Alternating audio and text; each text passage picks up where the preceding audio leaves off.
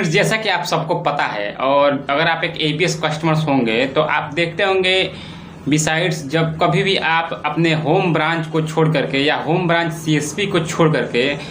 कहीं भी दूसरे जगह बैंकिंग पॉइंट पे जाते हैं, खास करके उन रिटेलर्स के पास जो एपीएस का आईडी लेकर के आपको कैश विड्रॉल देते हैं, यानी कि आधार इनेबल पेमेंट सिस्टम के माध्यम से आप कैश विड्रॉल कहीं भी करते हैं इंडिया के कोने में, तो आपसे कुछ चार्ज लिया जाता है। यानी कि मैं अगर बात करूं कि चार्जेस मतलब क्या हैं आधार इनेबल पेमेंट सिस्टम्स के, हालांकि एनपीसीआई की तरफ से और आधार इनेबल पेमेंट सिस्टम जो कंपनी प्रोवाइड करती है उसके द्वारा एक कोई भी ऐसा गाइडलाइंस नहीं है कि कस्टमर से कोई चार्ज लेना है। लेकिन आप खुद सोचिए कि सब कुछ मतलब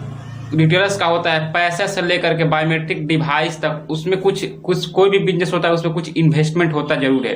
तो ऐसे में आपसे चार्ज जो लिया जाता है वो 100 रुपए पे 1 रुपए का चार्ज लिया जाता है। अब मैं आपको ऐसे में रिलेट करके दिखलाने वाला हूं कि अगर आप स्टेट बैंक ऑफ इंडिया का सीडीएम यानी कि कैश डिपॉजिट मशीन का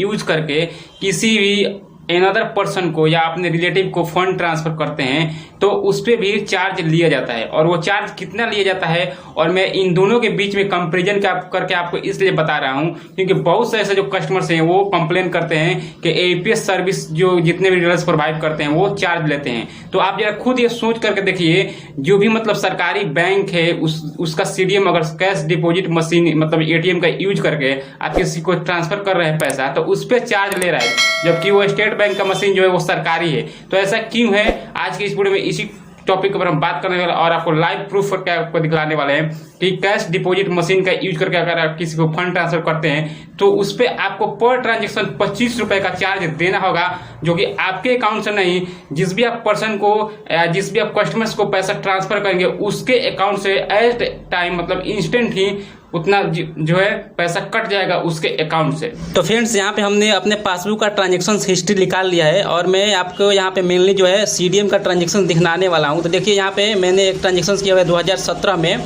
और देखिए यहाँ पे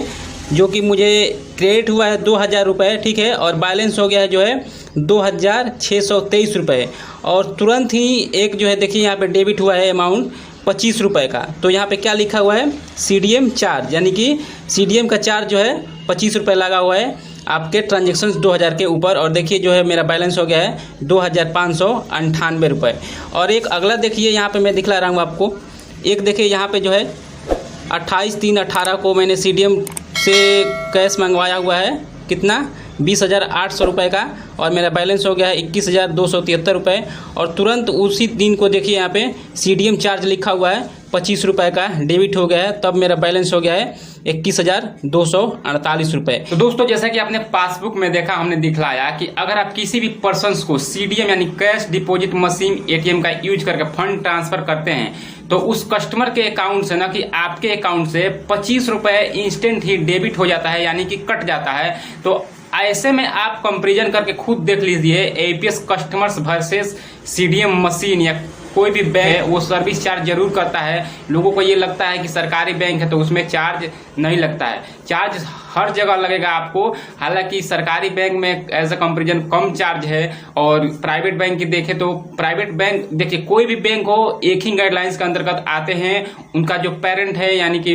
पेरेंट कंपनी बोले तो मतलब उसका गाइडलाइंस देने वाला जो बैंक है वो रिजर्व बैंक ऑफ इंडिया है, चाहे वो बैंक सरकारी हो या प्राइवेट हो। तो ऐसे में आप कंपैरिजन कभी भी मत करिए कि एपीएस सर्विस में मतलब हम जाते हैं लेने के लिए किसी भी बैंकिंग पॉइंट पे तो आपसे चार्ज लिया जा रहा है। चार्ज तो लिया जाएगा ही, क्योंकि देखिए जो भी रिटेलर्स है उसने अपना कुछ पैसा इन्वेस्ट किया है, लगाया हुआ है, और बायोमेट्रिक डिवाइस से लेकर के कुछ चार्ज भी कटता है, टीडीएस का कंपनी काटती है उसके मतलब अकाउंट से। तो ऐसे में आप ऐसे बार बार कंपैरिजन मत कीजिए। वीडियो बनाने का मेरा यही मकसद था। मैं उम्मीद करता हूँ आपको इस वीडियो के माध्यम से इन दोनों के कंपैरिजन करके अगर मैंने आपको दिखलाया है तो समझ में आया होगा। और वीडियो अगर आप पहली बार देख रहे हैं तो वीडियो को लाइक जरूर से कीजिएगा अगर इन्फॉर्मेशन अच्छा लगा है तो, और चैनल पे इसी तरह के वीडियोस पाने के लिए हमारे चैनल को सब्सक्राइब कर सकते हैं। फिर मिलते हैं किसी और एक नए अन्य वीडियो में नए अन्य टॉपिक के साथ, तब तक के लिए बहुत बहुत धन्यवाद। थैंक यू सो मच दोस्तों।